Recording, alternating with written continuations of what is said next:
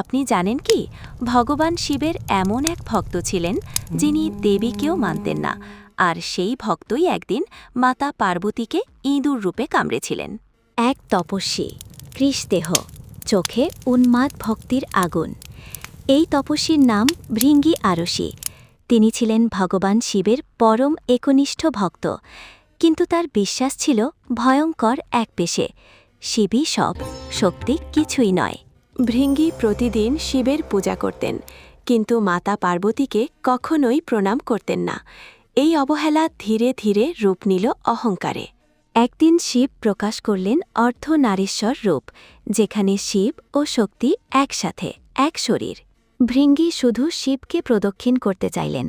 পার্বতী বাধা দিলে তিনি মানুষের দেহ ত্যাগ করে ইঁদুর রূপ নিলেন। মাতা পার্বতীর শরীর ভেদ করেই ভৃঙ্গি শিবকে প্রদক্ষিণ করলেন। এ ছিল ভক্তি নয়, এ ছিল শক্তির অস্বীকার। মাতা পার্বতী বললেন, যে শক্তিকে অস্বীকার করে সে শক্তিহীন হয়েই থাকবে।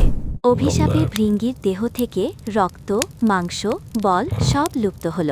তিনি রয়ে গেলেন শুধু হাড়ের কাঠামো। ভগবান শিব তার ভক্তিকে ত্যাগ করেননি। তিনি ভৃঙ্গিকে দিলেন তৃতীয় পা, কিন্তু অভিশাপ উঠিয়ে নিলেন না। এই কাহিনী আমাদের শেখায়, শিব শক্তি ছাড়া সব। ভক্তি যদি অহংকার হয় তবে তা পতনের কারণ। ঈশ্বর এক হলেও তার শক্তিকে অস্বীকার করা মহাপাপ। শিব ও শক্তি দুজনেই এক। যেখানে শক্তি নেই সেখানে সৃষ্টি নেই।